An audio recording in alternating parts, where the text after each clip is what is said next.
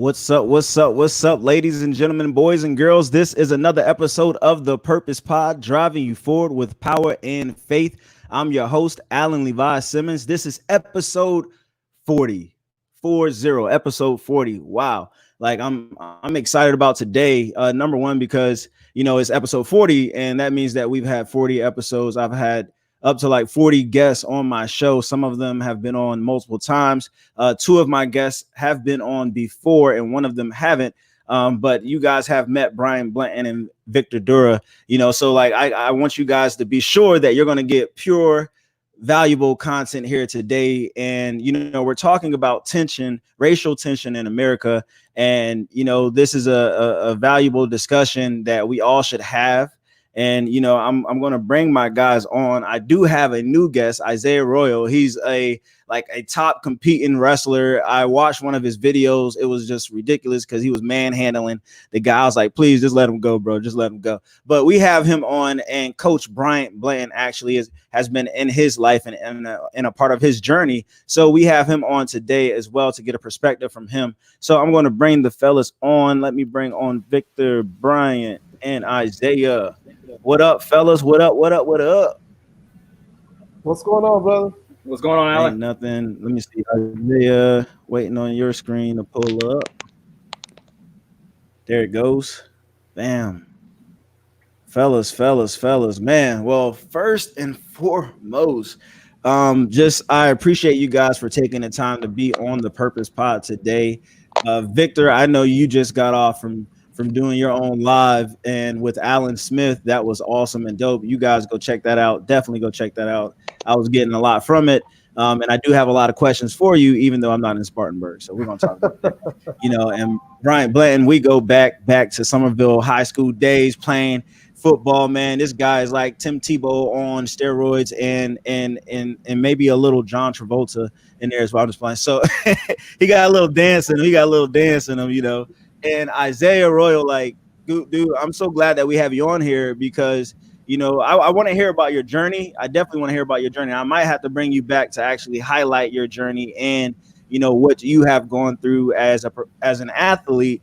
And I was about to call you a professional athlete. We're going to see if that's in the mix somewhere down the road. I don't know. But yeah, so we're going to get this started.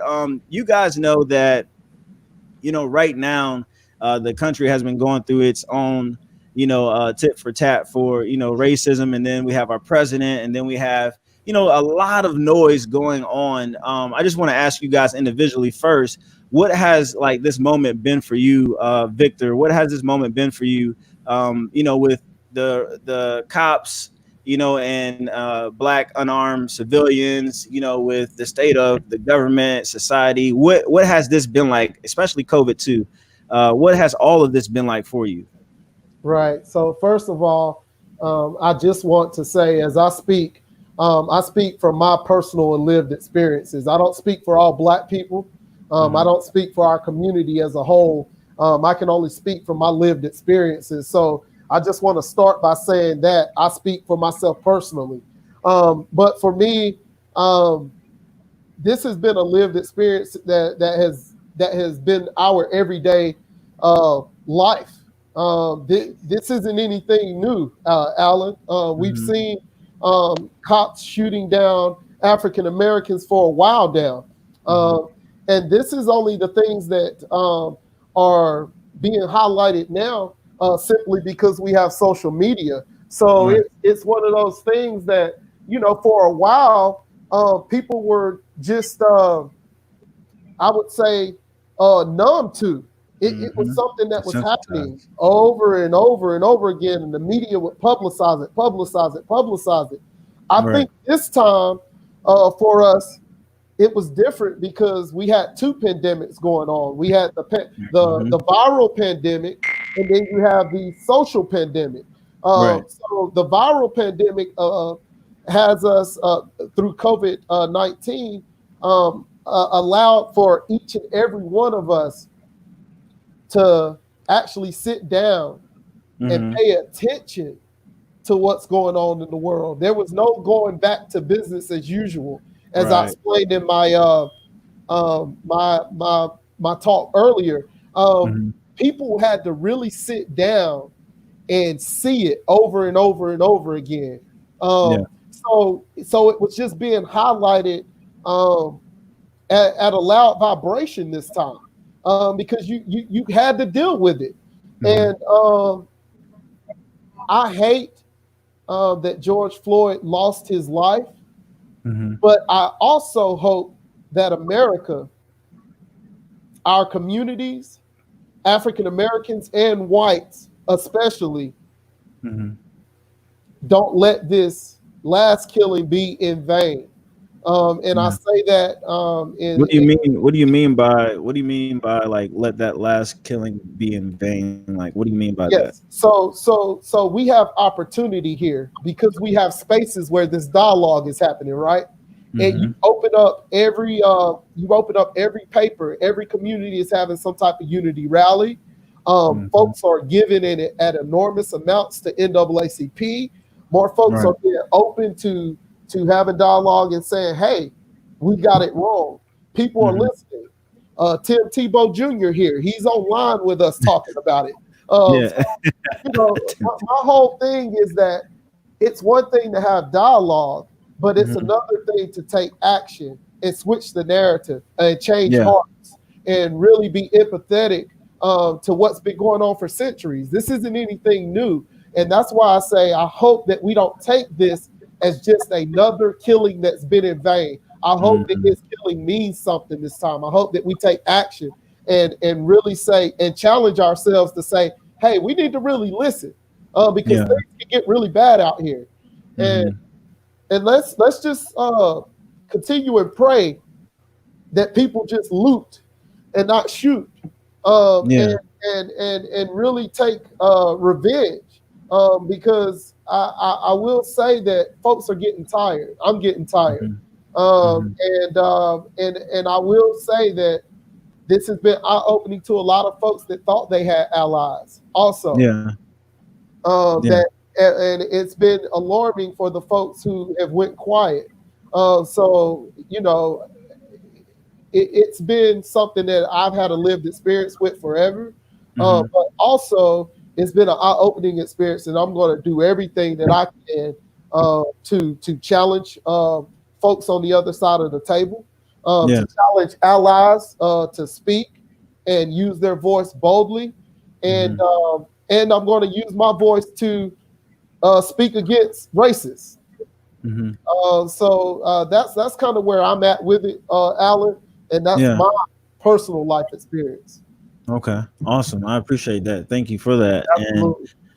I do agree. I hope that people don't just let, this be another death and then another one comes up and then another one. And, we rally together, we march together, we sing together, we yell together, and then another one happens. So like you said, like, don't let this go in vain, this time. And this is why we do, like you said, these discussions are happening around the world and around the United States of America. And it's happening right here. Right.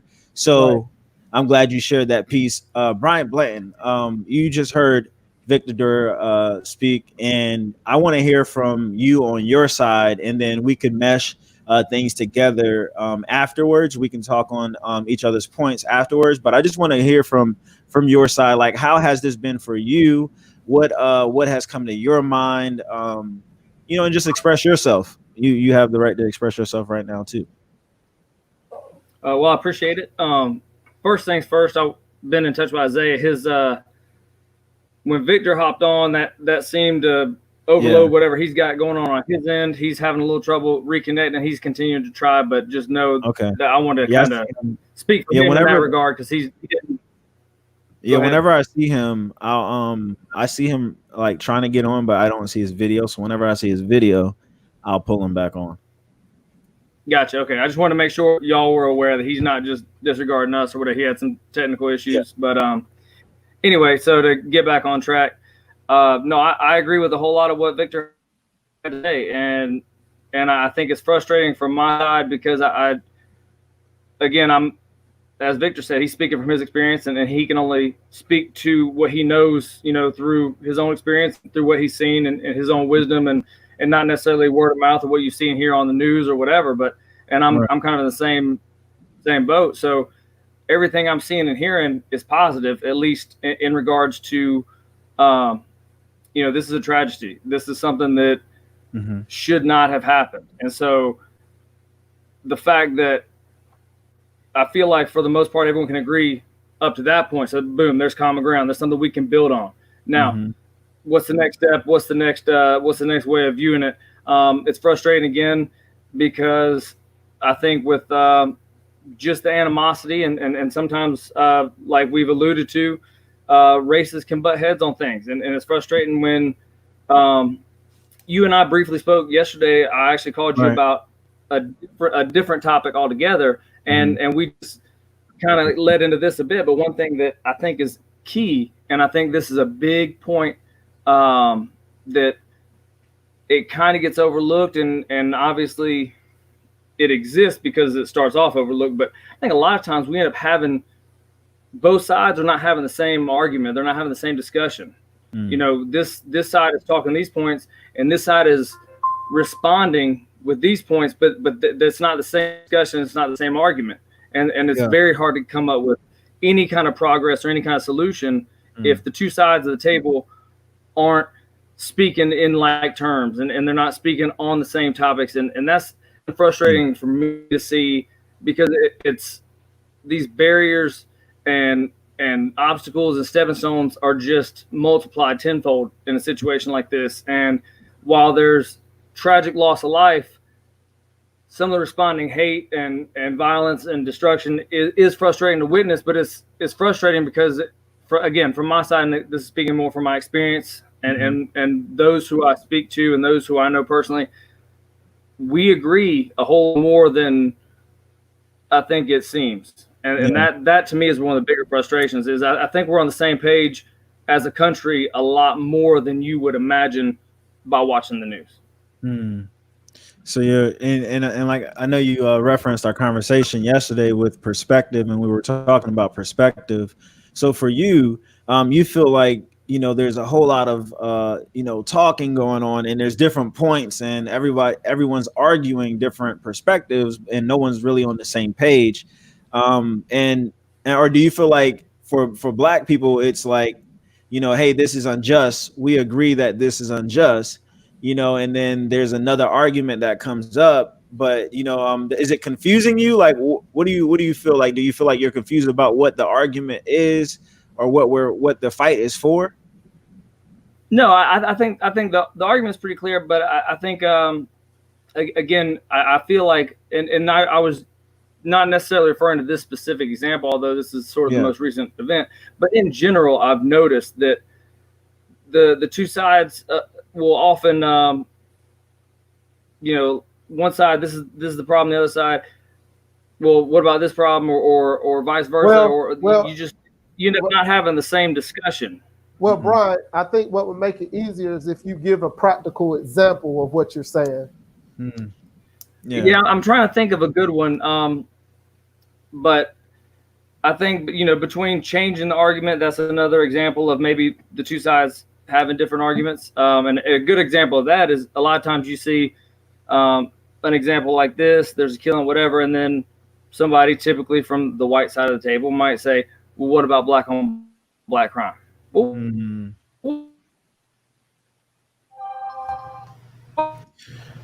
you got to put your phone on silent, brother. Who? Bryant. I think his phone's not on silent, so it's he's frozen. He's frozen on my end. So he's frozen right here. So Bryant, I'm gonna wait for you to get on. Bryant's having I think he had a phone call probably or something. But so Victor, are you fully understanding what Bryant is saying? Like, you wanted an example. Do you feel like you have a little understanding of what he's saying, or what? Well, I just wanted to hear a practical example of what he's talking about, so we can be clear on what he's saying. I think a lot of times we generalize things, and you leave it up to people's perception. And I think it's very imperative that during this season in time that we speak very clear and very more direct, so that we can get to the bottom of this thing and get some real dialogue going on. So Right. yeah, so I mean, if he has an example of the things he saw, let's hear him. So then we can weigh in on his example. But Yeah. from what the first thing that went to mind was, when he said that was, how people changed the narrative from Black Lives Matter to, oh, I don't support Black Lives Matters, the organization. Yeah. And because I had a Yeah, person that's true. come to me and say, well, I don't support Black Lives Matter because the organization itself doesn't stand for the same principles I stand for. And I had to reel them back in and let them know that Black lives do matter. And that's what I'm asking you. That's what I'm telling you. Black lives matter. Don't try to politicize it to get your point across. I need you to say it with your chest that Black lives matters if you believe that. If you don't believe that, then come out and say that. But don't try to politicize it to get around the point. And I just wanted to make sure that we're being clear here, so we don't, leave it up for opinion. We can leave off of this dialogue with straight facts. Yeah. Do you feel like a lot of people are making that argument between like the organization Black Lives Matter and then the actual the meaning and the value of Black Lives Matter for it being a statement and a factual statement? Do you believe that people are trying to so you're saying they're trying to dismiss the statement and referencing the organization to try to dismiss the statement? Oh, it happens all the time, brother. I got a inbox from a longtime colleague that went on a rant about what that organization stands for and how they just don't agree with anything that is constitutional, X, Y, and Z. And but see, I don't entertain a lot of that. I had to stop the discussion right then and there. And I said, you either believe that racial inequalities, systematic racism, and and racism exist,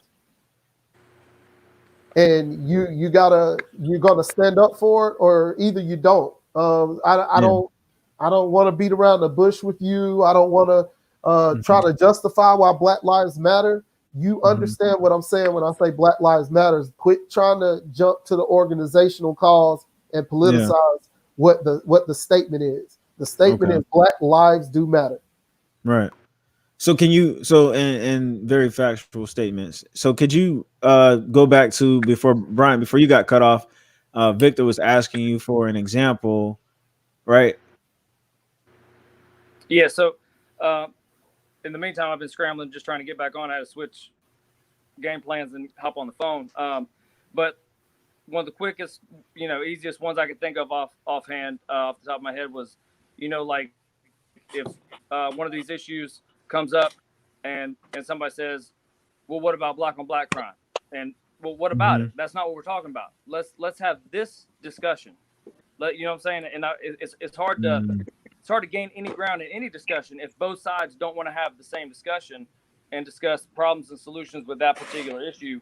And I feel like that's one of the biggest issues that we face is just both sides either choosing to have different discussions, whether intentionally or unintentionally. But I think that leads to a lot of the frustration and confusion and lack of progress. But I think if we can sort of address each issue individually, as a country or as a group or however we choose to discuss it or whatever, let's discuss each issue in and of itself and get ideas of, what do you view as a problem? What do I view as the problem? What do you view as the solution? What do I view as the solution? And let's try to find as many areas where we can find common ground as possible and go from there. And to me, that's got to be step one of how we come together and move forward is let's make sure we're all on the same page, at least in terms of, are we having the same discussion? Are we talking about the same things?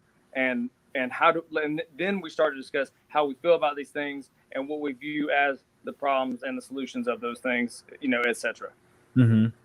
Yeah, that's a good point too. So So I know, I don't know if Victor, if you want to respond to that, or Isaiah. I know I haven't asked you yet. I know you've been having some little technical difficulties over there, but do you want to talk about like your perspective and what you're going through so that we can address each point? Because I want you guys to be able to talk freely, but I want to actually get each person's perspective out there. So Isaiah, like, how has it been for you with this whole Black Lives Matter?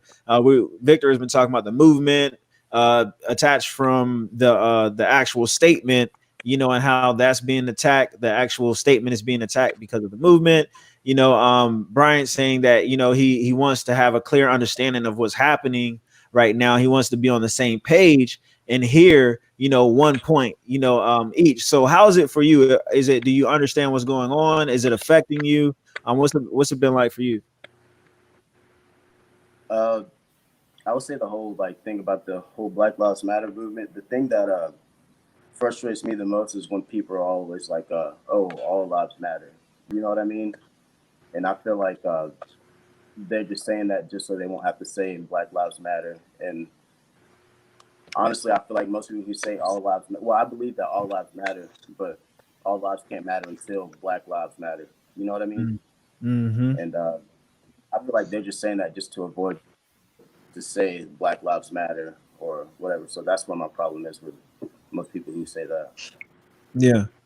So Brian, have you ever been stuck in that situation where you're like, well, why are they saying the Black Lives Matter thing? What does that mean? Like, have you had, because I want to bring understanding to both sides, right? We're talking about perspective. So Isaiah just said, like, I really can't stand when people are like, well, all lives matter, when people are saying Black Lives Matter. And I've seen it happen. So like, for what do you think about it? Even I know yesterday you were able to take a step out of your shoes and be like, well, if I was standing in somebody else's shoes who were feeling that way, like they could possibly be feeling this way because of this. Like, how would you address that? That right there with Isaiah. I think the biggest areas to unpack and address what I view as not my personal issues with anything related to Black Lives Matter one way or the other, but as far Right. as what I see people having issues with on both sides or whatever is um, just the term, the name of the movement, Black Lives Matter. It elicits an emotional response from both sides because on the one side it's talking about you. If you're a black person and you're a black life and you feel like this is saying that you matter, there's an emotional attachment involvement in that. And then if you're on the other side, that statement alone feels like it counts you out. And so I Yeah. think there is a way to maybe look at the the emotional attachment to the inclusion or exclusion of that statement and how that may or may not make you feel. I think some of us as Americans' first interaction or knowledge of or whatever, the Black Lives Matter movement was very politicized and was very action oriented, and it was through some rioting and things that were maybe viewed in not such positive light. So I think a lot of that has perhaps shaped, I get our side of the tables, views and opinions, and obviously, from Victor mentioned specifically the term itself, and Yeah. I think oftentimes we do lose sight of that because there is a political part of it. There are parts that are associated with it, but the statement itself, the name of the movement, couldn't be any more true. I mean, Black lives do matter, and I think at the end of the day, again, you would find more people do agree with that than what it seems based on some of the arguing and discussion and Facebook posts that you might stumble across or whatever. And I think by and large, just about everybody is going to be on the same page of agreeing with that. And so what it boils down to, I think, at the end of the day, is just how they view whether it's one of the the political side of that movement or whatever the case may be, how they view that, Mm-hmm. or perhaps, and I think this maybe speaks a little bit more to the all lives matter part, is the inclusion or exclusion of people who are or are not black. And I really heard somebody break it down in a really meaningful way recently, actually, and I thought it made a lot of sense. It's like houses. Do houses matter? Yeah, they do. Your house is important. My house is important.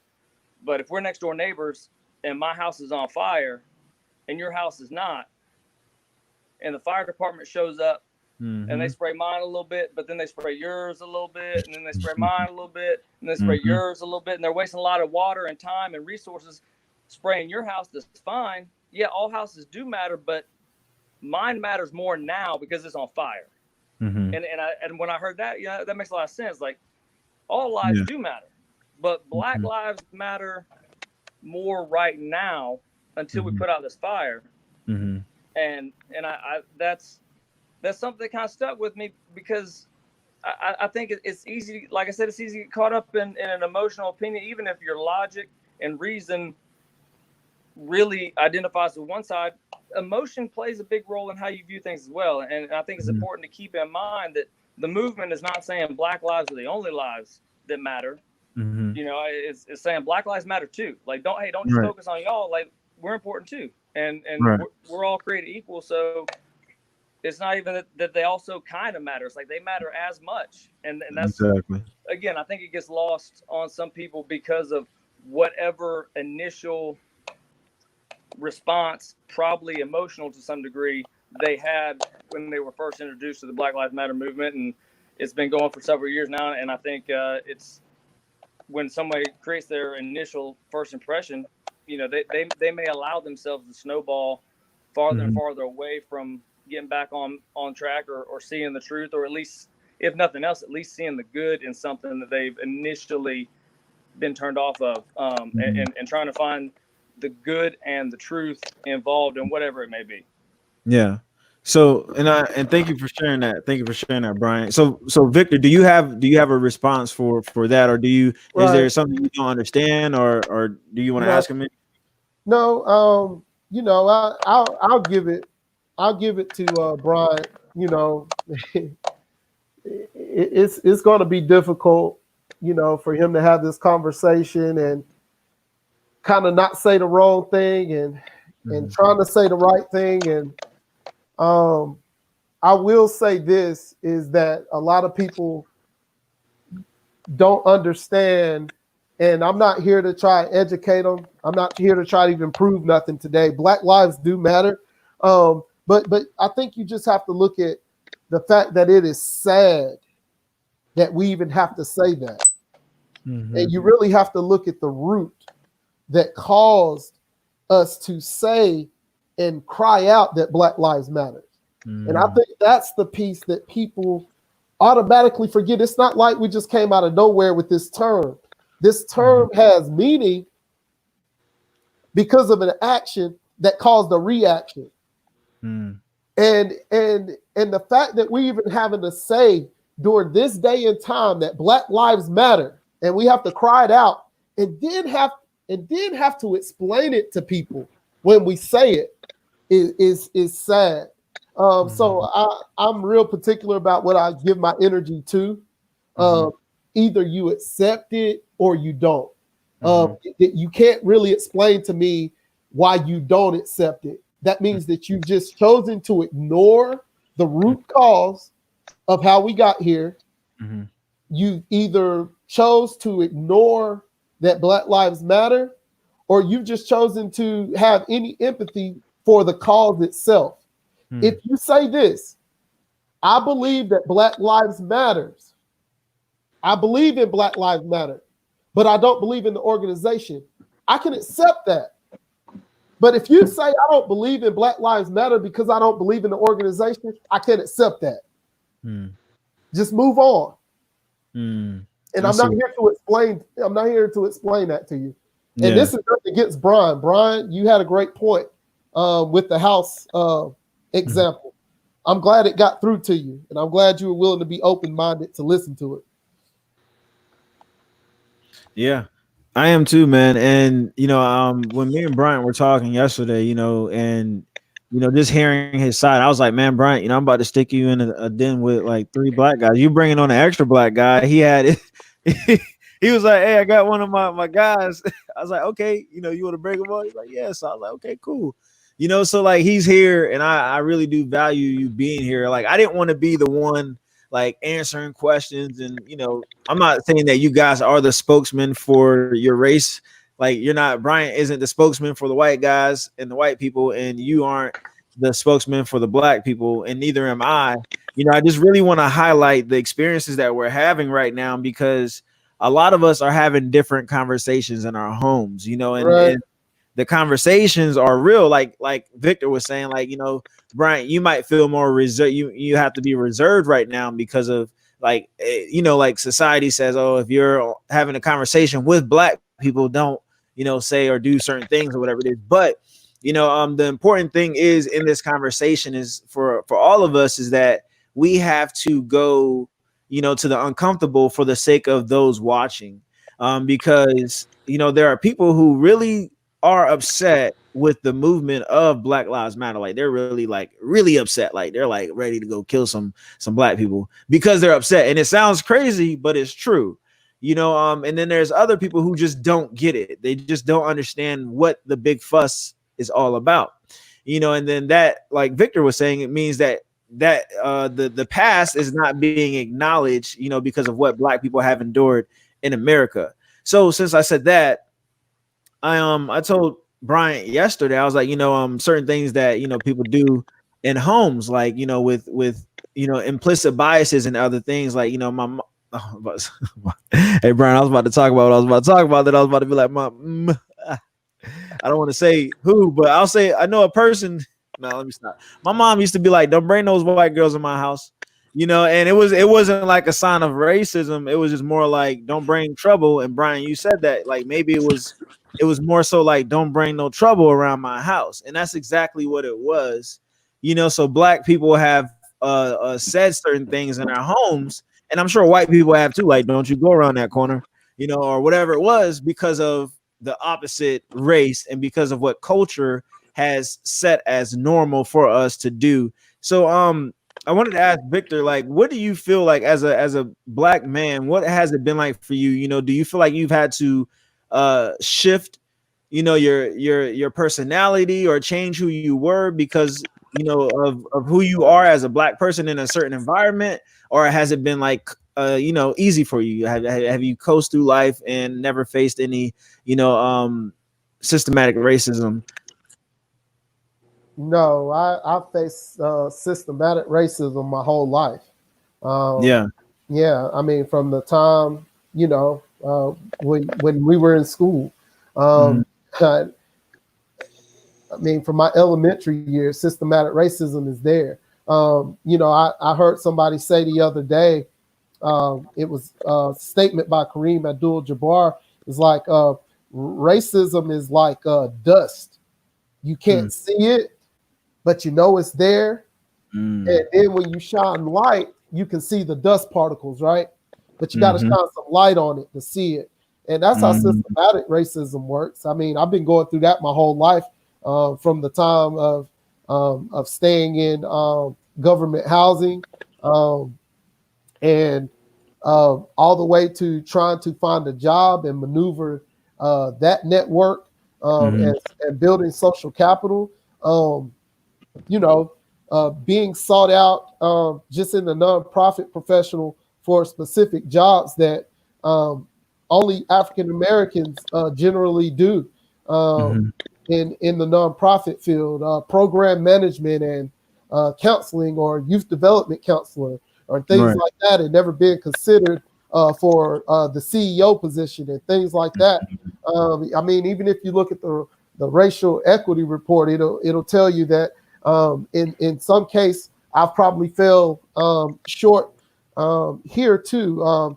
Whites make larger salaries than blacks. I'm pretty sure I've had some peers that came in at the same level that I came in at and have made more money than I have, and we've worked the same job, or I've either worked longer and they've came in at bigger salaries. There's just a lot of systematic racism that I go through every day. I think I've done a great job of being my authentic self wherever I'm at, and using my platform to be my authentic self. And I'm pretty sure there's been cases in my younger days where I was blind to a lot of stuff that I had to go through and have experiences. And I'll be more practical and give you real examples. When I first started working in the nonprofit field, I used to trust people a whole lot more. And I'm talking about upper management. I used to trust folks when I was younger a whole lot more than I ever trust them now. Because when I was younger, I had a lot of energy. I was exude. I was kind of more so a go-getter. Hey, whatever you need me to do, let's do it. But as you become wiser and you have these different experiences and you sit back and you say, man, I'm working my tail off and I'm still not being considered for the same positions that some of these cats are being considered for that aren't as smart. They don't have the same leadership skills. They just get it simply off of their privilege. So yes, I faced a lot of systematic racism, as we all do. And the data doesn't lie about that. And for me, this is a time that we get to shine some of the light on some of this stuff. So I'm not taking the opportunity for granted. We're doing a lot of initiatives. We're speaking out. We're spoke out against the newspaper on yesterday that put a racist column in the Herald Journal. We got that retracted the next day. And we got them to look at their policies and how they put those type of articles in the paper. So, I'm everywhere talking on this subject, but I've worked in this space for a very long time. Brothers Restoring Urban Hope works in the area where hope is lost. So I feel comfortable in this space, actually. And I'm glad we have the opportunity to speak out against racism, racial injustices, racial inequalities, racism in general, and systematic racism. Yeah, definitely. And I'm sorry you had to go through a lot of stuff that you've been through, because I know it can be hard to it can cause you to harden your heart a lot of times, so that's why I'm glad we're having this conversation. So Bryant was able to hear you, say like, hey, this is what I've been through. So Bryant, I know that like a lot of times black people try to say like, oh, well, white people don't understand what we've been through, and they don't, well, which is a very valid statement. Like, we don't understand what white people have been through, and y'all don't understand what we've been through, but we know y'all had a little better than us, so like, what I know that you're not, you didn't own any slaves, and like you weren't the person who didn't allow me to go to school or my ancestors to go to school. So like, I want you to understand that the conversation isn't like you did this to me or you did this to us or anything like that. So I want to hear from your side though, because as an African-American man, whenever I'm having this conversation, is usually with other black people or people of color or minorities. So like for you, with all the emotions that's going on the black side, let's just say like, like there's emotions, there's just a lot of tension because a lot hasn't been done, throughout the years. And then, you have you and you're like, well, do you feel uncomfortable? Is it certain things that, you want to ask or you want to know or you want to say, and maybe from the mouth of someone else that you may have heard, like they had a question. Is there something like that we could talk about that, usually black people and white people don't get to sit down and have that discussion? I kind of want to have that kind of talk right now, either side. And that's for Victor and Bryant. Like if there was anything you wanted to talk to a person of another, from the black race or from the white race, like, or from black culture, white culture, like what would you ask them? Or what would you say? What kind of questions would you have? Honestly, I'm not real sure. I mean, you know me well enough to know that if I got a question or something, I typically find a way to ask or whatever, or have a discussion, and so I feel like for the most part I've not necessarily I don't want to try to proclaim that I know everything that you as a black man in this country are going through or dealing with or whatever, but I'm not sitting there laying in bed at night just wondering to myself, I wonder why so and so does this, or Yeah. But in general, like I think it's good to share our opinions and our views, and Yeah. again, put it all on the table and make sure we're all having the same conversation, because Right. it's real easy for somebody to shoot down something because they want to shift gears, or redirect the attention or the negativity from a problem they're uncomfortable with, and then shift it to something where the blame is elsewhere. And I kind of brought up the example a minute ago when somebody, if somebody wants to mention like the George Floyd case or whatever, then somebody on perhaps the white side says, "Oh, well, what about black on black crime?"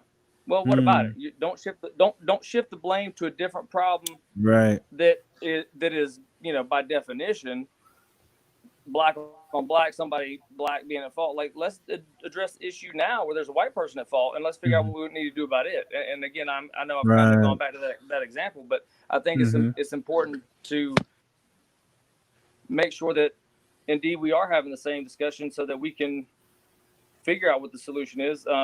Discuss what the problems are, what problems you've faced in your life, and maybe what you think is the reason for that problem, and what you think might be the solution for that problem.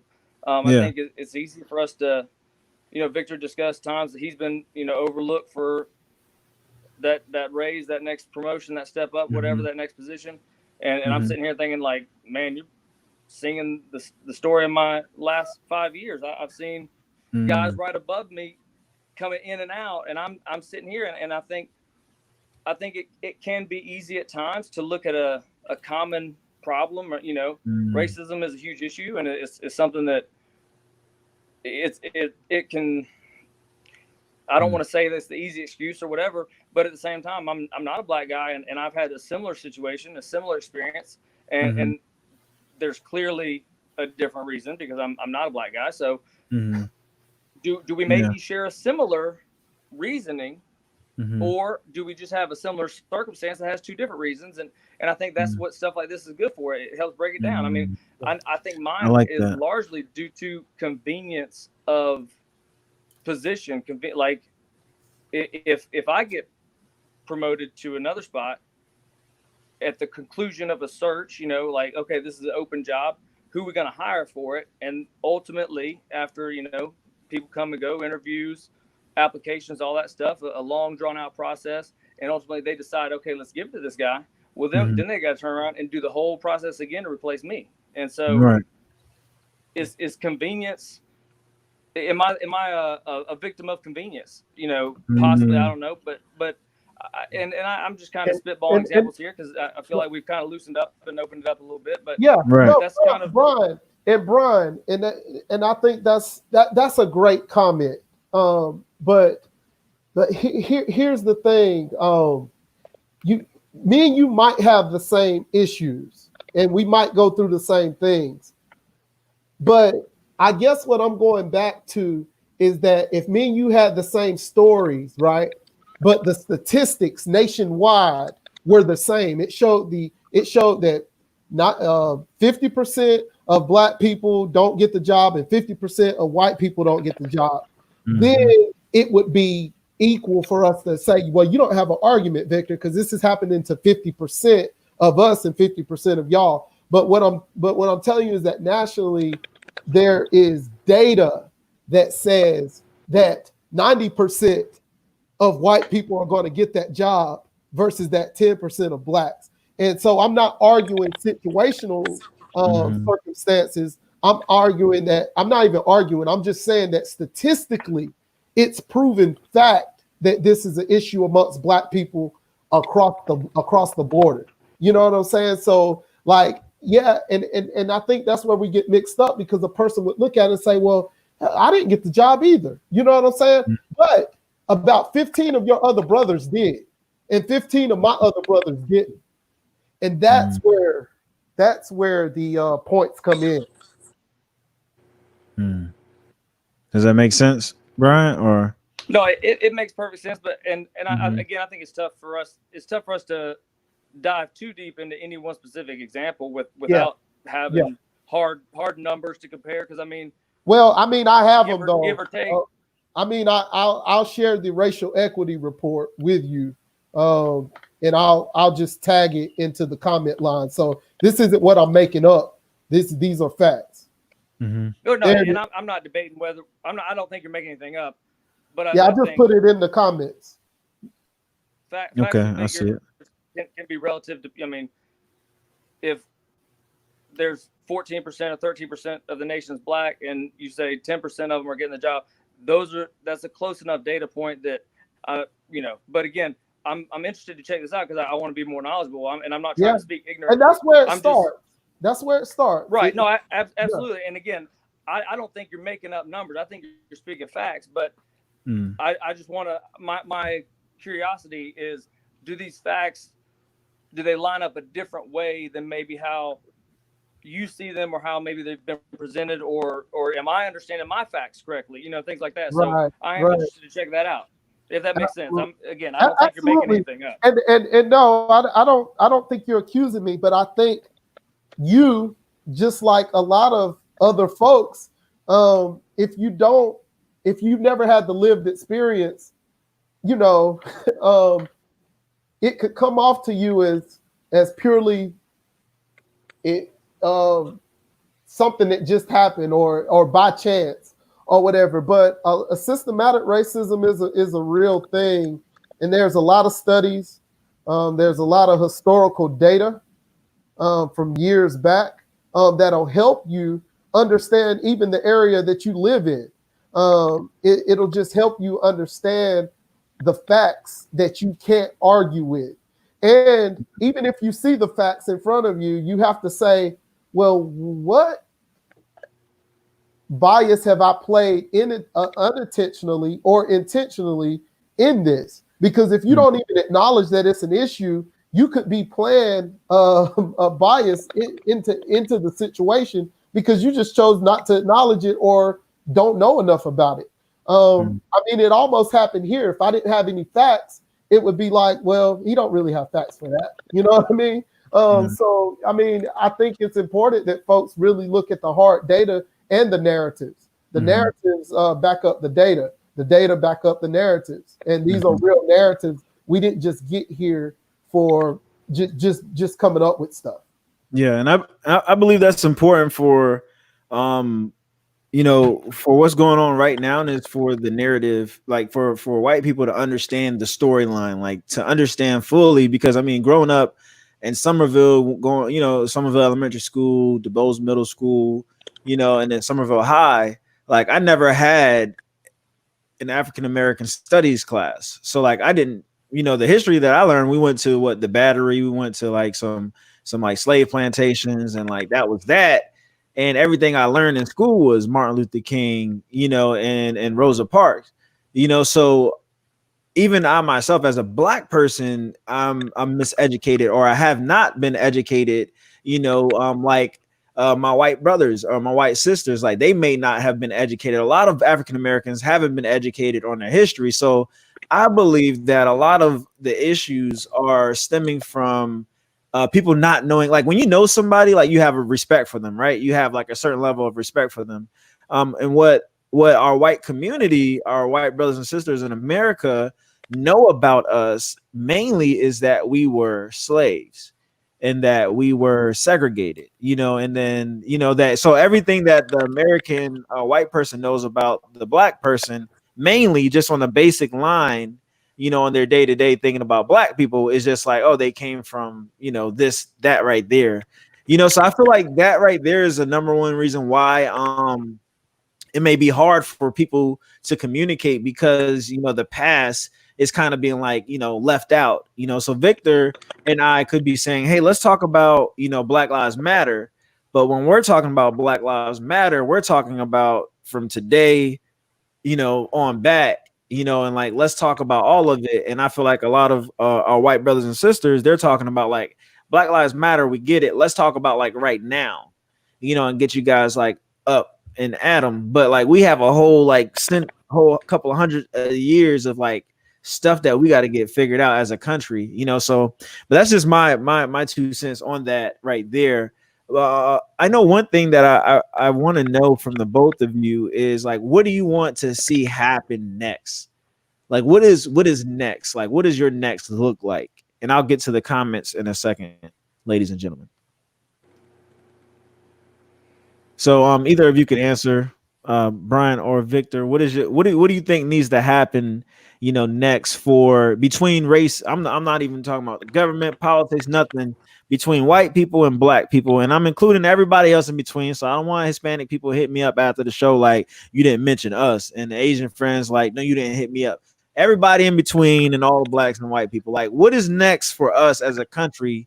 And how, like, I know you guys don't have the answers, all the answers, but I'm pretty sure you guys are intellectually smart and able to think of a way that people from your side, from both of your sides, could come together to work together, for a better America. Like, so what do you guys envision when you think of a better America?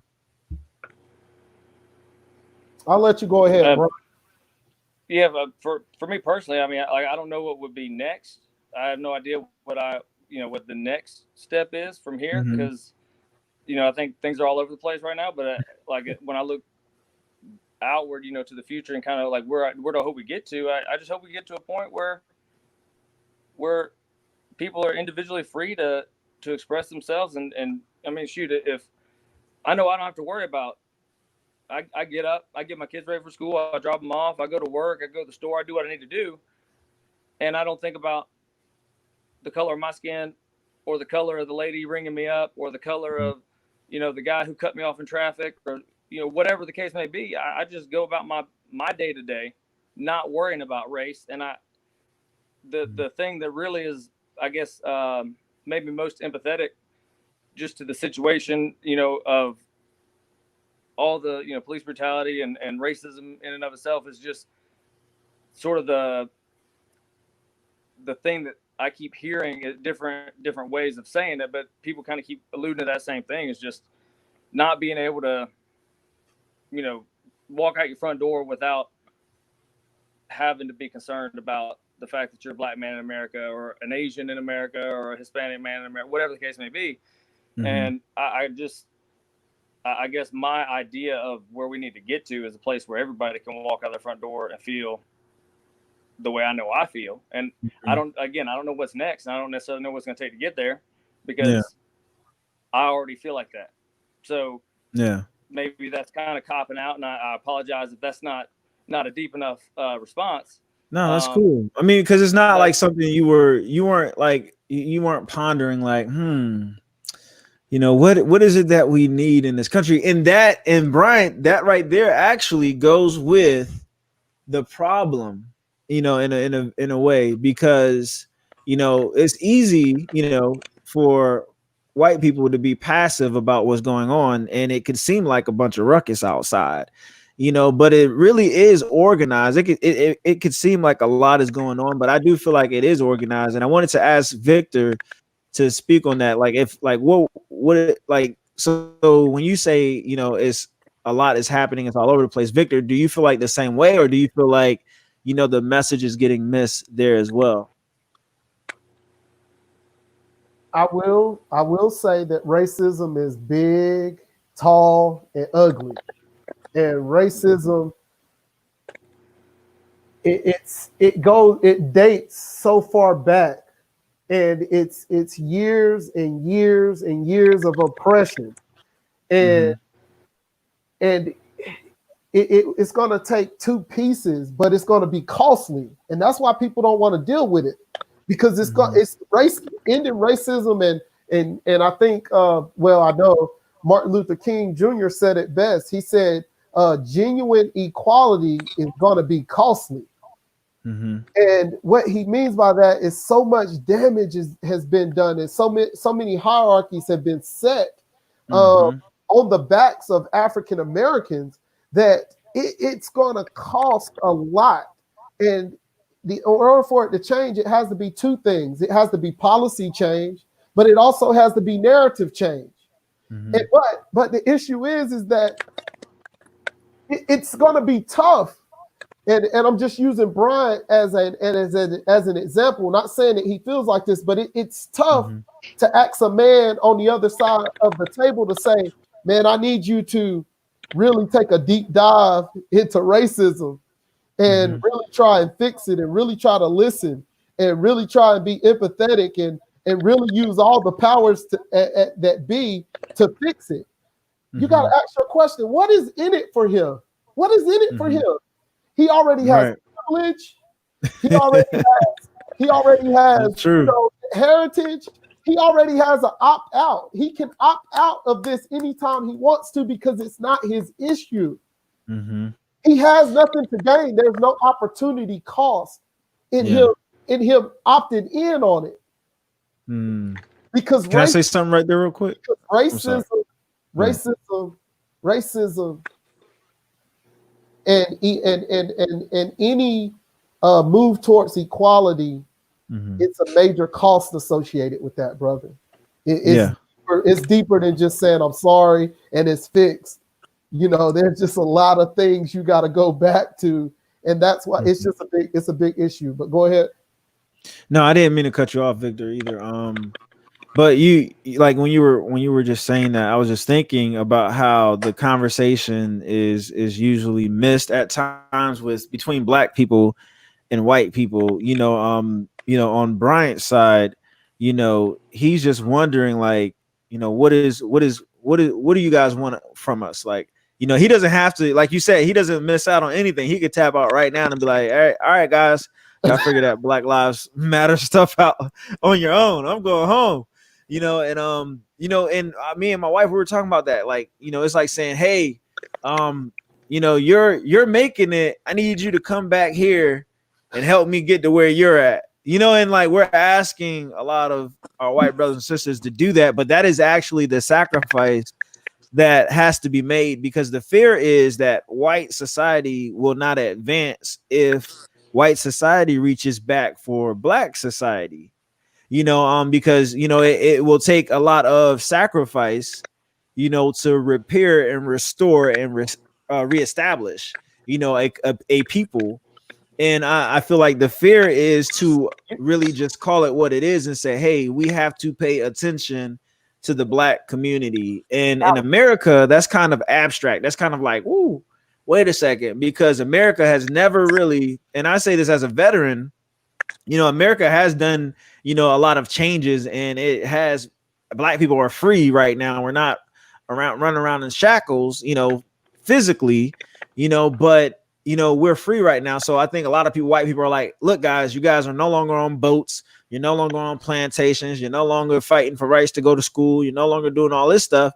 Why aren't you guys satisfied? And that conversation is being missed. There's no empathy there. Like, hey guys, you know what? We do realize that, and like Brian, I told you, like with the redlining and all of these things that have happened, we've kept you guys from going to school. We kept you from reading. We kept you from writing and learning. In America, we've kept you from building generational wealth. I mean, there's so much history there. I just want to say this, Allen, and I had a white ally. I call them allies, but I had a white friend called me the other week or so, and he said, my friends were making some racist jokes, and I'm in a group chat with them, and I stated that, hey, that's not funny. I don't agree with it. Just stop it. He said the next day he's no longer in that group chat. He's missing out on business deals. He's no longer invited to the table. He's lost business due to just standing up for what's right. What I'm telling you is that it costly. Who wants to lose their social capital? Who wants to lose money fighting something that they don't have to? And I'm just telling you that it's going to take a lot of sacrifice. It's going to take a lot of checking your friends, checking your family, X, Y, and Z. And people aren't comfortable with that. I can tell you right now, people aren't comfortable with that. It's probably not even a good bargain on their end. Yeah. That's a very strong point. Brian, I don't know if you had a response for that or anything. Or one thing I think Victor spoke a moment ago, and then you kind of like when you were cutting him off, or Yeah. you didn't cut him off When you were cutting him off. You had a question, and then finally came back to it. But you know, one thing that you had asked, and honestly, I think it's the type of thing that probably a lot of white folks are wondering is, what, like we talk about, like you said, it's an abstract term to say, you know, pay attention to our Black communities. I think that was the term you used, something to that effect. Right. But I think so much of kind of how things are discussed is so abstract that there's so much room for interpretation. There's so much gray area that it's easy to err on the side that's, you know, not enough or to not know what you're doing, you know, whatever. But I think one thing that a lot of folks would like to hear, like where do you want to get to? Like what is enough? What does equality mean? You know, because like I mentioned earlier, you know, as a white guy, like occasionally things might seem pretty equal. You know, I walk around day to day and I don't have to worry about a bunch of stuff. And I may not see the struggle that somebody else is dealing with. Right. And my ignorance to it doesn't mean that it doesn't exist. Might not be my fault. I might not be implicit in it, whatever. Maybe I am, who knows? But you may have a struggle, and if it's race-based, if there's something that you would love to see done to get to a point where you don't have that same struggle, you know, what does that look like? Yeah, Victor, did you want to chime in on that?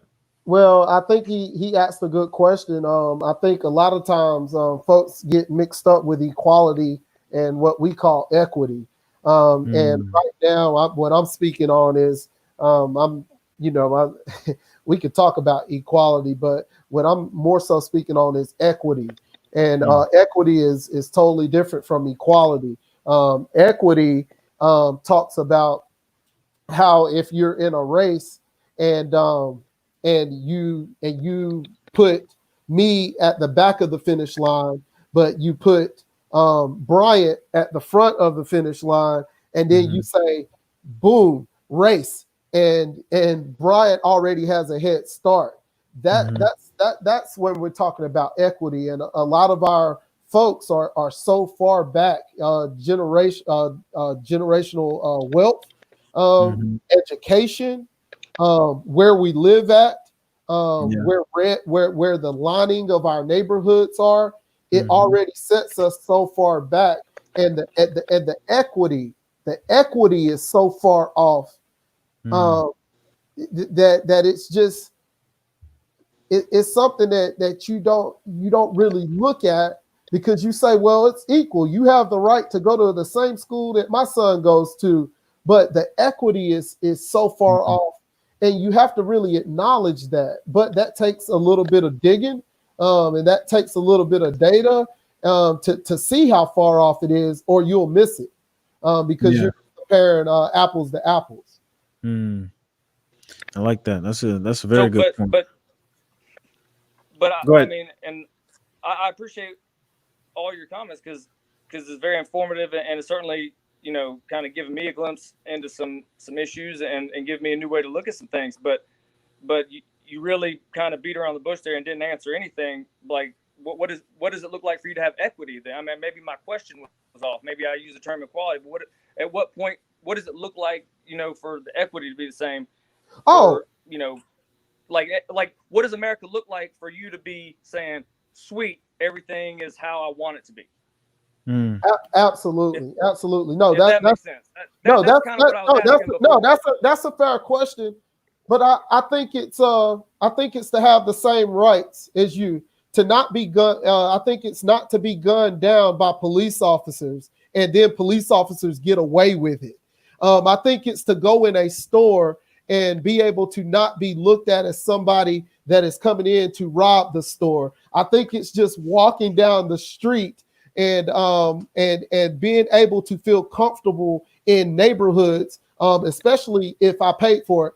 Me personally, I think it's, for me, not being able to go outside and have my mailbox blew up because I live in an all-white neighborhood, which actually happened to me a couple of weeks ago. I think it's being able to apply for a job, and regardless of my color, base it off of my experience, my qualities, and being able to do the job. I think it's not having to work 3 and 4 times harder than my counterpart.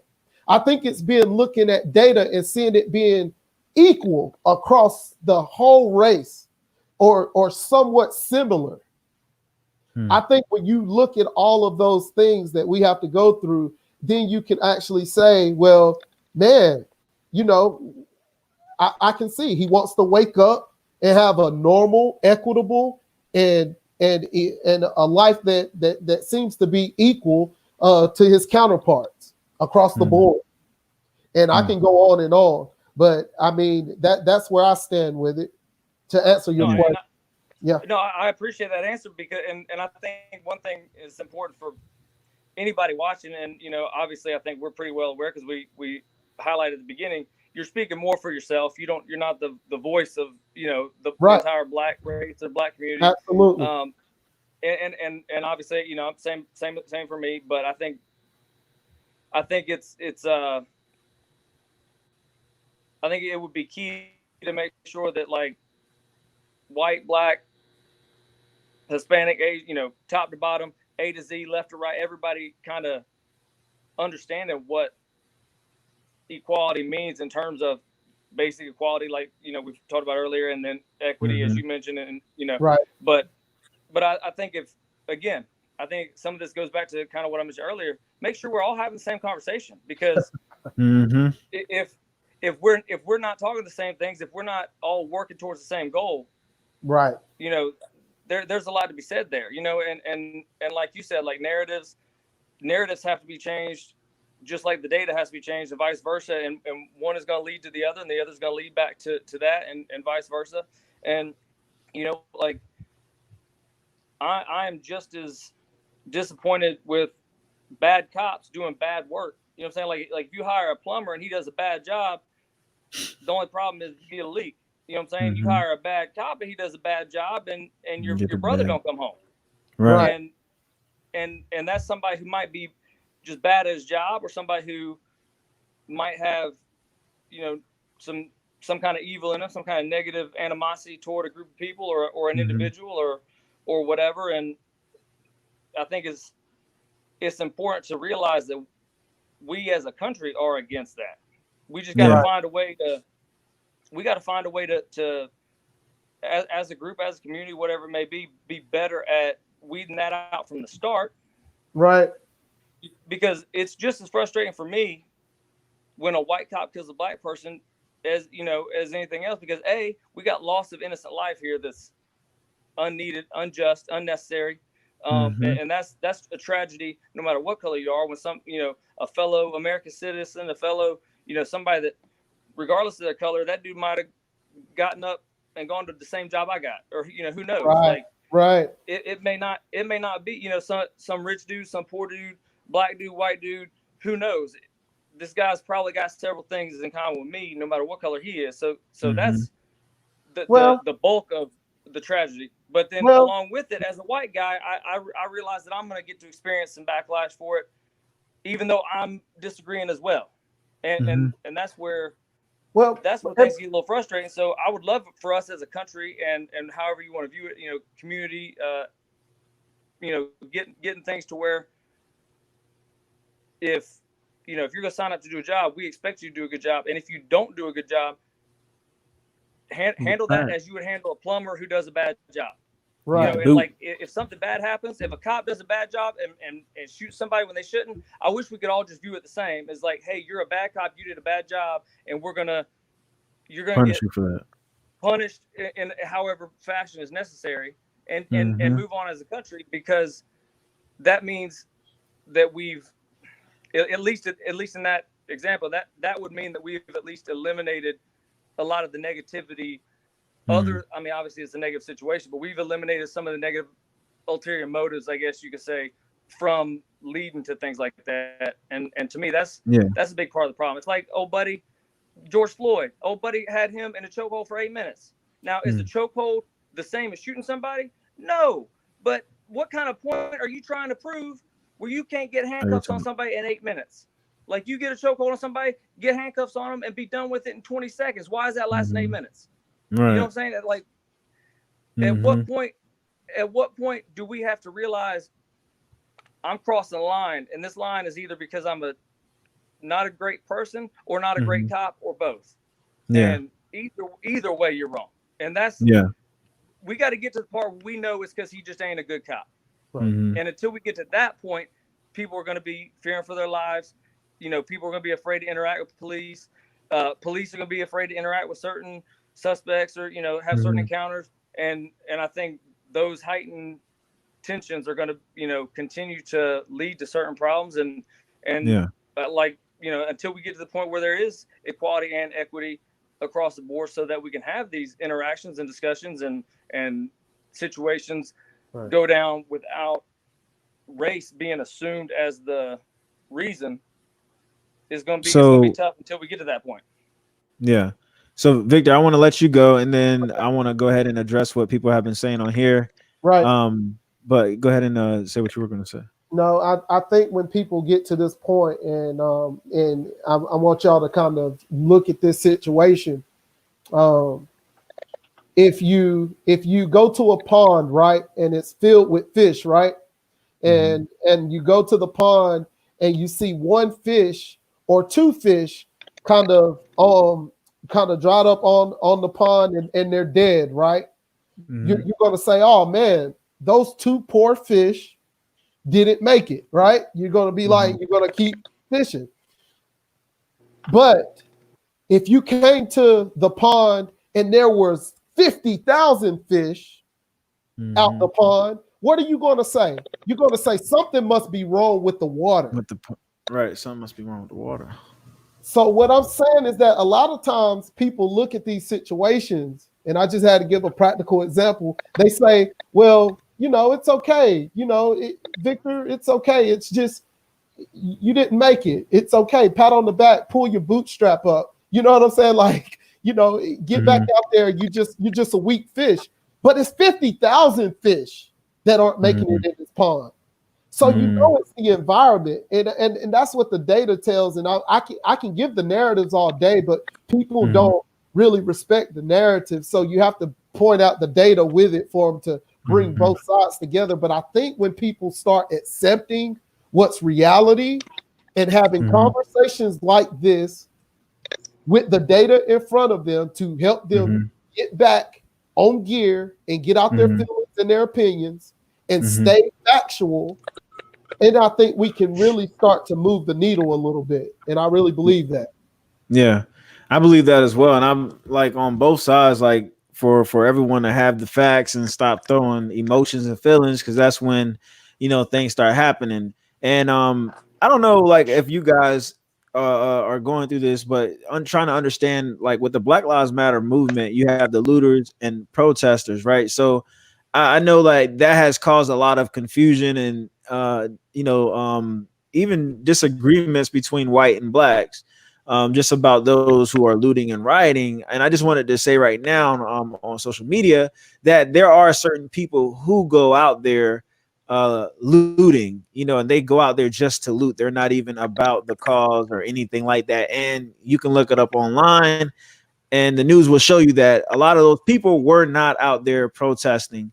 So don't let that draw a negative line between your vision of what's happening right now in America. So there's big things happening. We just don't want to miss what's happening. I wanted to read from here. You guys are doing awesome, by the way. Appreciate you guys for being open. So we have this right here. Kaylee says, I have recognized personally and with other friends and family that are white, have to unlearn everything taught in school and relearn history through another lens. That is a very valid point. Thank you, Kaylee. And then Adam, her husband, let's see. Here we go. He says, that example shows us, I think that was when you were talking about the houses being on fire. That example shows us how alike we are as humans, but for so long, both sides have been fed a lie and began to believe it to the, he was speaking on when we compared each other situation. Okay. I couldn't get the job. He couldn't get the job. So that's Oh, what the job thing. Okay. Okay. So this is the job. So one person couldn't get the job, the other person couldn't get the job. So the perspective of Bryant was like, look, I didn't get the job either. And obviously it wasn't because I was not I'm black, I'm not black, or whatever the case may be. So that's what Adam is saying. So that example shows us how alike we are as humans, but for so long, both sides have been fed a lie and began to believe it to the point that we have created the lie into a reality. White supremacy, blacks are thugs, blacks are deadbeat fathers, white skin is prettier, all lies that have been formed into a reality. That is a very, very, very strong point, Adam. Because those have been the lies that we have been told. It's like so Brian, whenever you said like you didn't see race, like when you go outside, you don't see black person, white person. I was like, man, that's tough because me as a black person, I see race all over the place. I be like, I go to my car, I see a black dude, and I don't know him, I'm like, oh, I'm on guard. Vice versa with a white guy. I might be more lenient with the white guy based off of, like Adam said, how I've been raised. I've seen that, I've thought that, a black guy walking up to me while I'm going to my car in the dark was a threat versus me seeing a white guy that I don't know walking down that same street and just being okay with it. So like I've seen it on that side as well. So I don't so like when I walk outside, and I go through life and I see a cop car and I freeze up, even if it's a black cop, because of just the status the between trauma, black people. the The trauma. trauma, yeah, the trauma. Thank you. The trauma between black people and the police, and I don't even have a criminal record. Like I've never even been in jail before, and I'm like scared of, I'm like I clench up for no reason, and I hate it. I hate it. I hate it. I hate having to be in a car and like I'm about to see a cop and I'm like, I try not to even look at them, or if they pull up next to me or if they pull up behind me, I'm just like, God, please don't let this be my day. So I think like people are starting to see that black people are uncomfortable around the police. Even if we do have family members in the police force, we're uncomfortable because we're wearing a skin that we can't take off and we can't even blend in with normal society. And normal society, I'm just saying, just what is posed as normal in America is just being white, and if you're black or any other race, you're just like from somewhere else, but yeah, so like there's a lot happening in I know you both are very influential with the youth. Victor, he has a nonprofit, and Bryant, you're a coach. And so both of you guys are very influential men in different spheres of life. And so I just wanted to ask one thing from you guys. Like, what is one thing that you're going to pass down to the youth, that will influence them? And you may not have thought of this before. This is just an open question that I'm asking you guys right here on live, because I'm challenging everyone to think of this question as well, because we all are passing down something to someone.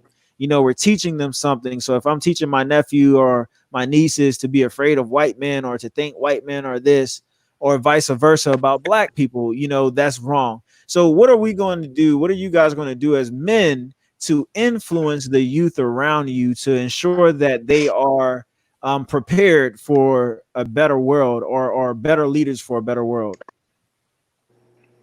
I mean, if you don't mind me getting started real quick, Victor, I'll hop on first.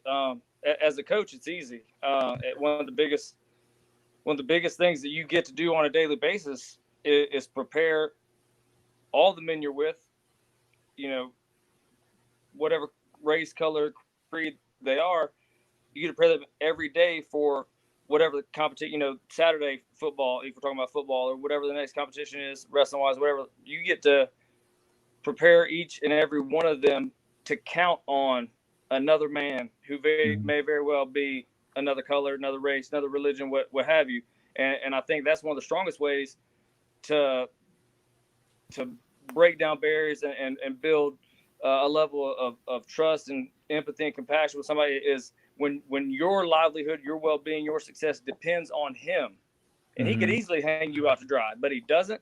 I think that's one of the most powerful ways to sort of bridge that gap and come together and learn from each other a little bit. And you may not necessarily get a whole lot from each other's day-to-day, strife and trials and tribulations and struggles and successes, outside of the competition, but you could probably build a whole lot more inside that realm that can translate, into maybe meaningful conversations that do lead to all that other stuff, because you've, been in that arena with somebody, like I said, counting on them and they're counting on you, and you've got to have each other's backs. And, you were in the military and you wrestle with me and we play football together. I mean, there's probably some similarities across all those, different avenues. And I think, like I said, as a coach, is a little easier for me because I have the benefit of, hey, I get to take you guys, into battle this weekend, and you've got to count on each other. And if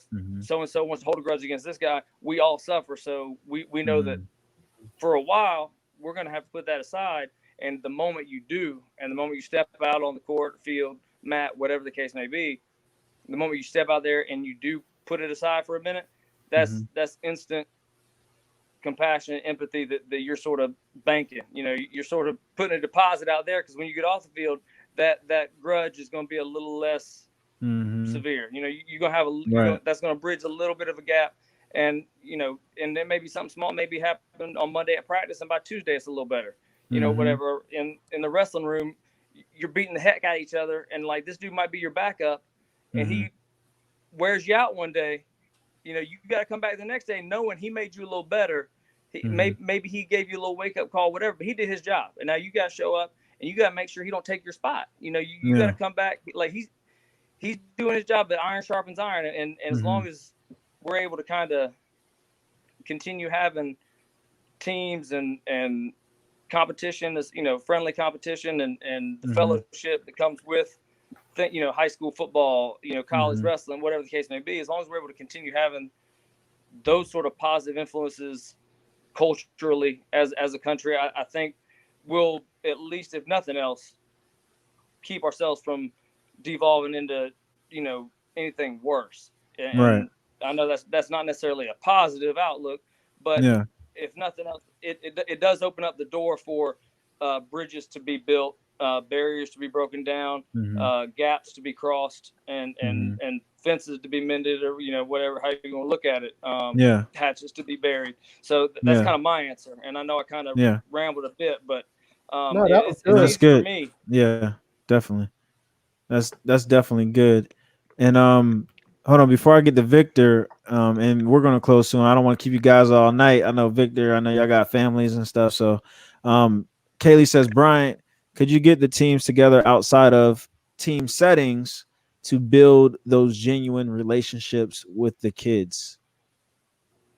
I think a lot of it just kind of depends on what do you mean by team setting? Because like in a lot of ways, and again, I'm just going to kind of very loosely base like this discussion is team white versus team black, or however you want to look at it. I mean, so in a way, your community, your neighborhood, your house, your family, like that's all your team. And so could I get any group of people to work towards a common goal? Maybe. Yeah, that's what we do. And that's what we're trying to do here. And so that's what coaching / leading / whatever is you take a group of people, regardless of background, whatever, unless they happen to all have the same background. High school might be a little different than college, because high school you're getting kids from one area, whereas college you kind of recruit, so you maybe get a little better blend of different life experiences, different races, different cultural backgrounds, different. You get like a kid from New Jersey, a kid from California, kid from Ohio, kid from South Carolina, kid from Florida. You're gonna have a few different sort of attitudes towards things. Everything's gonna be a little bit more all over the place, but you're still taking that group of different people, get them all on board for working towards a common goal, and work to the point of understanding that we each have each other's back and we each have to count on each other. And again, that's the biggest thing to generate that trust and compassion is to know that my hands are tied, I'm out of control, and I need you as my teammate, as my brother, as my partner in whatever we're trying to do. I need you to have my back. I need you to come through. Like quarterback, let's go with the ball. He's no longer in control. The receiver, if you don't catch it, the team loses. and he's, you have to trust that guy. You have to count on him, and counting on somebody else who either comes through or gives an obvious, clear effort, busts their behind for you, has your back, even if it doesn't work out. But truly counting on somebody and knowing that somebody's got your back is the best way, in my opinion, to bridge that gap. Now, whether that's a football team or like a group project at school or like a board meeting scenario, or my family at my home, like that's my team too. So it doesn't matter how you want to look at it. Take your team, your group, your community, your whatever, work towards a common goal. And especially in this sense, I think we would probably all agree, there's black community, white community, this, that, the other. At the end of the day, I think we would all like to be just one community working towards the same goal. And that's, at least that's kind of my vision of where I'd like for us to get to. Okay. So again, like as far as the team aspect, and could I get a group outside of the team setting? Outside of the team setting, you don't have a group of people, because once you get a group of people working towards something, that's the team. So I don't want to not answer the question, but it's kind of cool. That is the answer. Yeah, that works. What about you, Mr. Durrah? Victor? Well, I just wanted to piggyback off of something he said. Did you say that this is team black versus team white right now? Well, I did, but not in a confrontational way. But I didn't know. I just wanted to say, I mean, perception is reality, but I just wanted to let you know that my perception of this was team good versus racism. Yes. Yeah. Yes. I thought we were all in this as a brief example. Gotcha. I know what he meant. Yeah. Okay. Gotcha. No, that's why I thought leadership is good. I just wanted to Okay. He was giving his example. Don't try to put that. Hey, we don't want to get that part snippet out of there, Brian. We're gonna get that part. Don't edit that one. Gotta edit that one. But I just want to make sure we was all on the same team. But no. Absolutely. This is not versus. I was just okay. You are representing the black community in this discussion. I'm representing the white community in this discussion as we work toward a common goal, but it could be viewed as two teams maybe working toward a goal or whatever. Right. Well, I came representing the white community. I don't know what y'all talking about. I'm sorry. I'll just play out. I'm sorry. Y'all like Allen over here trying to joke this tough issue here. No, but I mean, in all seriousness, like we in our country, like this is a tough conversation to have, and it's made my day dry sometimes. Like I've thought about racism early in the morning. It just ruined my whole day. I was like, man, it sucks.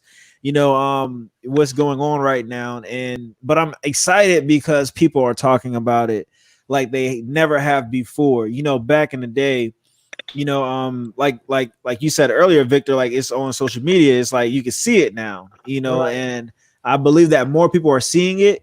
And more people are actually paying attention. And when I say more people, I'm talking about people, white people. They're paying attention, and I've had people contact me like, hey, Allen, like I've literally been blind to this my whole life. Haven't realized this has been happening, so their game. And, I just feel like Bryant says, black people, we got to give them some directions. Like, hey, this is what we're trying to do. This is where we're trying to go. This is what we need help with. Because for white people, they may see us like, hey, we need help, but it's like, dude, okay, where do y'all want help at? Like, where are we helping you at? Okay, police brutality, we're going to help there. Low income housing, we're going to help here. Education, we're going to help here. But I feel like we have to join forces together, and I think leaderships have to do that in different states in order for us to be one-minded. I really do believe that it takes these conversations and it takes letting go of the past on both sides, black people and white people, letting go of, and when I say letting go of the past, I'm saying like the emotion that comes with it. Because when you have, let's say, you guys are both in relationships, so like when you have your relationship with your spouse and you're upset with them, they and don't they forget offend you, you said they don't forget, they don't forget. But you learn how to move on though, right? You learn how to move on together. So I believe that if it can work between a man and a woman in a relationship, then it can work between white and black. Even though, now let me say this, because I just made a very, very, very vague statement. even though that is not comparable. Like, you know, what black people have gone through isn't comparable to what a husband goes through with his wife. I'll say that so the wives won't be out there trying to crucify It me gets later. rough, I'm telling you. But yeah, man. So I definitely appreciate you guys. Victor look like he halfway tired on here. Well, I didn't get to answer my part of the question. You asked me about the kids. Oh, go ahead. Yes. Thank you. He's over here like, man, Allen, hurry up. But no, so with our nonprofit organization, I think the lane that we're in right now, and we work with a curriculum called Connected Scholars, which really focuses on building social capital amongst people from underserved areas. If you look at statistics, it'll show that a lot of our youth, including us as we grow into professionals, we don't have the right relationships to build upward mobility and social capital and social mobility. And so we really focus on our youth understanding the value of building relationships, the value of networking, the value of diversity, and really the value of stepping outside of your comfort zone to really build your social capital. So that's kind of our lane where we really focus on, and we really feel like relationships are all there is.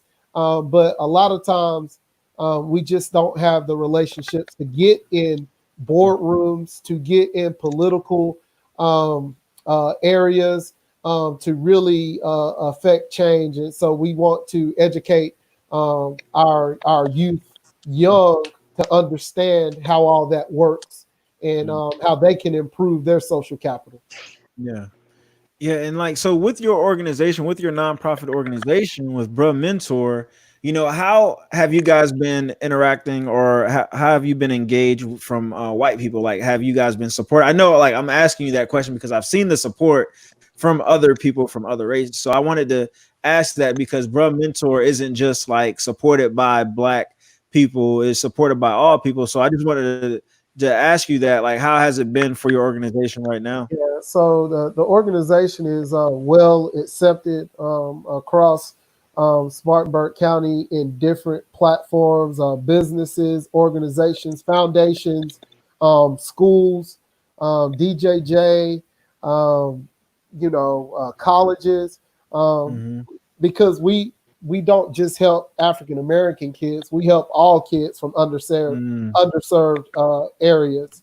Our biggest piece right now, we have a breaking the silence experience that we have going on, where we've been taking our conversations in different areas of the community and including white allies in the conversations to really open up the dialogue on how we as a community can help each other. It's not just on the black community to fix it. It's not just on the white community to fix it. We feel like we all have to come together in unity. And so we've utilized the platform to bring in our stakeholders to have conversations and convenings. We had 3 of them so far. We had one that was called Breaking the Silence, that just invited a plethora of folks in. We invited an African-American mother, African-American father. We invited a white father. We invited a white professor, and we invited a youth to speak. Our second one was on Juneteenth, which was exploring the history of African-American people and the celebration of Juneteenth. We educated the whole community on that. And then our third one was our unity rally in Spartanburg, in Cowpens, which brought community leaders together to speak out against racism. And then we have another series coming up with Herald Journal, where we're going to talk about racism in the media. So we're doing everything that we can to make sure that we're inclusive in this work. And making sure that nobody is excluded, because we understand that we as black people can't fix this because we aren't the racists. We have to have allies at the table that can connect to their friends and families and say, hey, this isn't right. I don't agree with that. And help them bridge that gap. So those are a couple of the initiatives that we do. Yeah, that's awesome, man. That's awesome. And I know we have a question. So, Victor, what is the age range for Bruh Mentor? Yeah, so we have a couple of sections of our programs. Our overall month-to-month programs are open for all kids of every age. But our program that we have that we work on with our curriculum is a more mature curriculum. So we start between the ages of 15 through 24. If y'all, who is it, Shonda Boyles, I can get off live with her if she wants to shoot me a message on my inbox. We can talk more about what she had in mind for sure. Yeah, just reach out to Victor. He'll get you straight. He'll get you straight. So, I mean, I feel like this was a great talk, fellas. I don't know if you guys enjoyed it or not. I hope you did. I really did enjoy, hearing from both sides. And, this is just the surface. There's so much more, with this that we could talk about. And, this conversation is going to take longer than hours. It's going to take some years of just getting a clear understanding of each other, and that's all we need to do here in this country.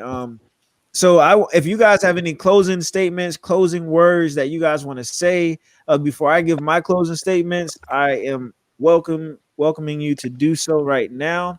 Bryant, do you have any closing statements or anything you want to say? Well, I got a question for Victor first, and then I got a little closing remark, if that's all right. Okay. But Victor, so a couple times throughout the course of our discussion, one term that kind of came up multiple times was generational, whether it's generational wealth, generational oppression, generations have been oppressed, things of that nature. Do you think, I think you might be uniquely suited to answer this, given that you're working with a generation of today's youth and sort of educating them on this topic. Do you think this can be a problem that, especially with social media, with our ability to reach people in a way like never before, that this could be extinguished in a generation, or at least leaps and bounds better maybe than it's come so far? I mean, could we make a generational improvement? Wow, that's a good question. I think that's a great question. I think we're making strides towards that. However, with generational wealth and generational oppression and all those things, some of that generation still runs things. They run the businesses, they run the politics, they run, these organizations. So a lot of that stuff has to die out before we even see a little bit of change. To be honest. But well, I mean, we're only one generation away from all those folks not being around anymore. That's right. But I think you would have the answer to that more than anybody. Do you see your friends and your family and your generation right now being able to do what you do and have this conversation and stand up to the plate and take a swing at it? You have a lot more folks from our generation.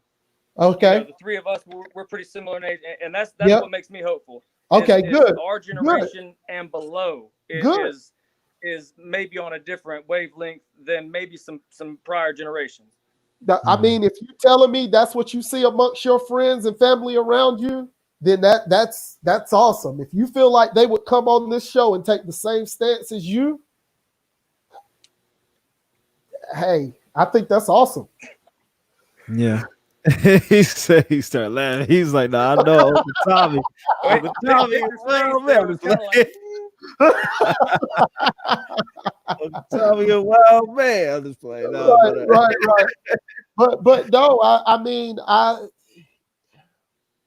don't know, man. This is a big world, man. I've seen some wild stuff amongst my own peers, so I can't speak for everybody, but I think we're more accepting to come to the table than some of the older generation, for sure. I can agree to that. Yeah, I agree to that too. Good deal. So there's hope. There's hope for us. There's hope. Maybe it could be done virtually. Maybe racism will be killed virtually.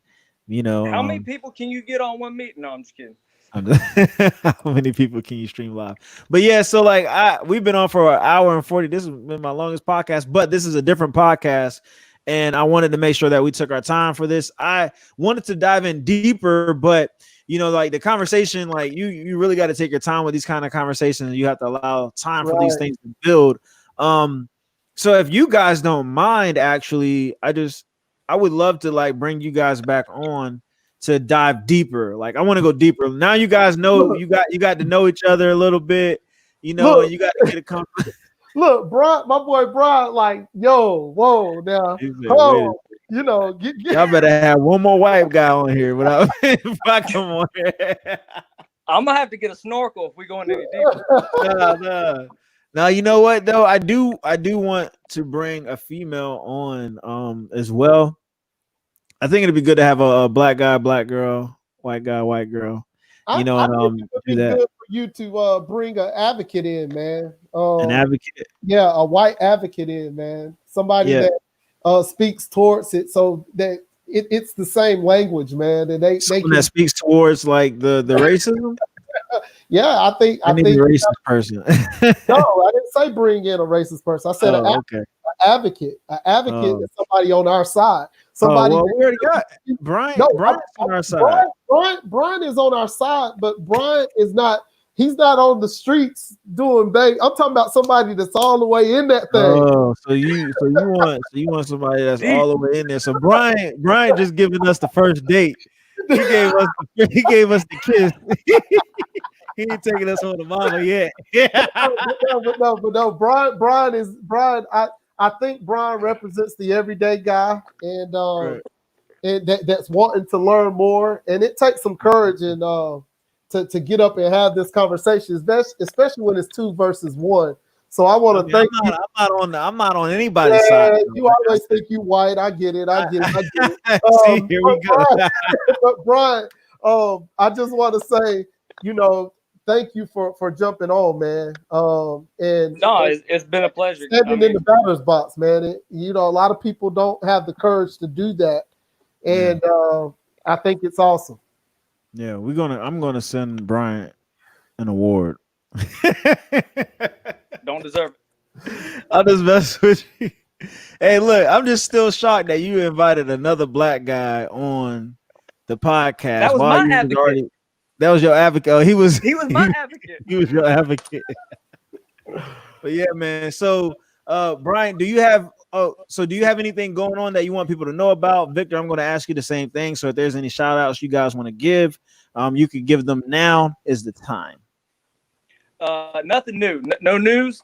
Just closing remarks. Appreciate you guys having me on. I've enjoyed it. It's always good to discuss, share some of my opinions, my thoughts, things I see issues with, and also, again, what I think is important is for everyone to understand each other's stance so that we can move forward.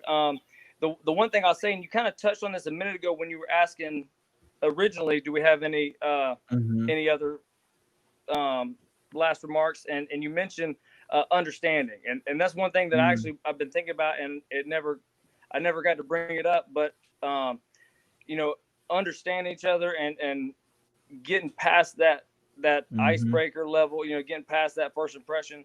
A good example is when you meet a new dog, you don't walk right up and put your hand in his face and try to pet it, right? Because you assume it's probably okay to pet that dog, but it might bite you, right? And so I think we as people need to, we may not always be comfortable with each other, or like you said, you see somebody walking in the street, you may question, hesitate, whatever, your comfort level adjusts, but it only adjusts until you get to understand who this is a little bit. And so I think if we all cannot be offended and upset when somebody is a bit apprehensive about us, regardless of who we are and what color that person is, or vice versa. And also, no matter what side of it, making sure that you try to understand that person a little bit more is going to really help bridge that gap. Because like I said, it's like when you meet a new dog, you may assume it's fine, but there that back of your mind of, if I reach out and this dog bites me in the finger and I come back with 4 instead of 5, that could be bad. So just make sure you just take a chance, take a moment, take a second to understand somebody before you place your judgment on them. And also, when you're on the other side of that coin, you're not necessarily being judged. Mm-hmm. It may be a better safe than sorry situation, some apprehension, but I think we're working towards trying to break some of that down. But in the meantime, let's just take that 1 extra second to get past that icebreaker stage, so that we don't find ourselves offending or being offended in situations where it's completely unnecessary. Amen, brother. Victor, you got announcements? Well, I don't have statement. Yeah, I just have a closing statement. I just want to let folks know that this isn't going to be easy work. We could talk about it today and it'll be over tomorrow. But if we really want to do the work, these conversations have to continue. You have to really educate yourself. You have to really have some emotional intelligence to have these conversations. If you don't have emotional intelligence, there's no way you can really get into the thought leadership process. So really, check your emotions at the door. Try to come in with a open heart and an open mind, and know that this is going to be hard work. And it can be done, but it's going to cost you. It's going to cost you. Genuine equality and equity will cost you. And if you understand that going in, you can set a foundation where work can be done. So again, thank you, Bryant, and thank you, Allen. And I was just joking about you wanting to be white, man. It's okay. Forgive me. I know you want to be mixed, but no. See, that's what I'm saying. See what has happened in the black community, Bryant. While the black people keep attacking the black people because people like Victor. I'm just playing. But thank you for having us on, and thank you for serving as a platform to bring these conversations together, brother. I appreciate it. I'm super excited, and like I said, I watched your interview with Allen Smith, and I thought that was an amazing interview with Allen Smith. So I hope people please check that out. And Bryant, man, like I'm so thankful that Bryant came to me, was like, hey, like I could come on, if you got an open spot, and I actually did. And then Victor had commented on something that I posted, and I was like, man, these two, I'm gonna bring them on. Bam. So it worked out, and I'm glad that you guys were. I knew that I could bring Victor on and I could bring Bryant on, and I wouldn't have like a race war going on, because even if you have your feelings, I know that you two know how to, express yourselves in a very respectful way. So I thank you for that. I hope you felt comfortable being on here, both of you. And thank you so much. You guys definitely go follow Bryant Blanton and Victor Durrah. And Bryant's under his name, Bryant Blanton. Victor Durrah's under Bruh Mentor. And I had that up earlier. So you guys, please check them out. If you don't have anything for me, guys, I am done with you right now. But hopefully we can have some more discussions. We'll talk about that some other time. And I promise I won't keep you for 2 hours next time. So just keep that open. All right. All right, fellas. Thank you. All right. Thank you. So this has been another episode of the Purpose Pod, purposely driving you forward with power and faith. Today's conversation wasn't about purpose or chasing your goals and finding your purpose and destiny and all that great stuff. It was about racial tension in America. And these two guys, Bryant Blanton and Victor Durrah, did a great job expressing themselves in the way that was open for everyone. So that I hope you guys learned something while you were listening today. If you missed it, please go back and watch some of it, half of it, all of it if you want. This goes to show that we still have a job to do as Americans in this country. Our job is to educate one another on the truth about our country, about ourselves, and we have to remove any negative thoughts that we have about people because of their race, because of the color of their skin. We have to remove the hate, remove the hate, and just work together. And I think the guys that came on, like I said already, I think the guys that came on, Victor Durrah, Bruh Mentor, please go check them out. Bruh Mentor is doing big things in Spartanburg, South Carolina. So yes, please. Thank you very much. I forgot Bryant was in the background. I was like, there's a white man in my back office. I'm just playing. But yeah, so I will talk to you guys later. Peace.